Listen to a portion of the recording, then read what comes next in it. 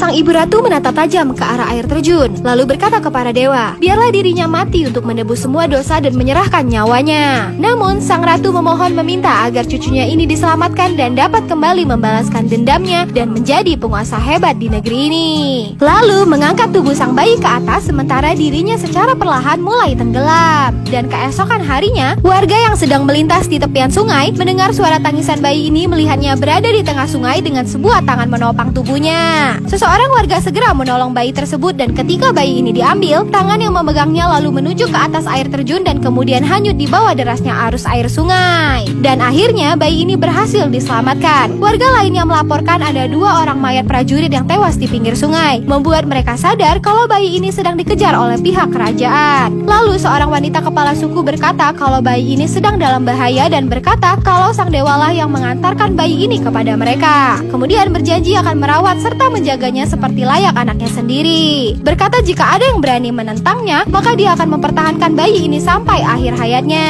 Anak ini pun mulai tumbuh besar, namun dirinya ingin sekali menaiki air terjun. Sang ibu selalu mencarinya dengan cemas dan mendapati anaknya selalu saja memandangi air terjun tersebut. Lalu ia berbohong ke anaknya kalau di atas sana tempatnya angker dan banyak hantu. Namun anak ini tak terpengaruh dan tetap ingin naik ke atas sana. Kemudian sang ibu membawa anaknya pergi. Waktu berlalu dan anak ini terus saja mencoba untuk memanjat tebing pada air terjun tersebut. Namun ketika ibunya tahu apa yang dilakukannya, dia terus saja memarahinya, memintanya untuk berhenti memanjat tebing-tebing tinggi yang berbahaya itu. Tapi semua perkataan ibunya tak membuat anak ini untuk berhenti mencoba dan terus saja mencoba untuk menaikinya. Bahkan ketika anak ini telah bertumbuh dewasa dan menjadi seorang pemuda gagah dan dia terus saja mencoba menaiki tebing tinggi yang telah membuatnya terjatuh hingga ratusan kali. Dan pada hari ini, pemuda ini akan kembali mencoba melakukan lompatannya. Setelah melakukan persiapan, lalu pemuda ini melompat dengan sekuat tenaga dan mencoba meraih sebuah dahan pohon di depannya. Tapi sayang, lagi-lagi pemuda ini kembali gagal dan kembali jatuh ke bawah sungai. Ibu ini mulai merasakan kelelahan setelah membawa air untuk berdoa ke Dewa Siwa agar anaknya berhenti mencoba mendaki tebing pada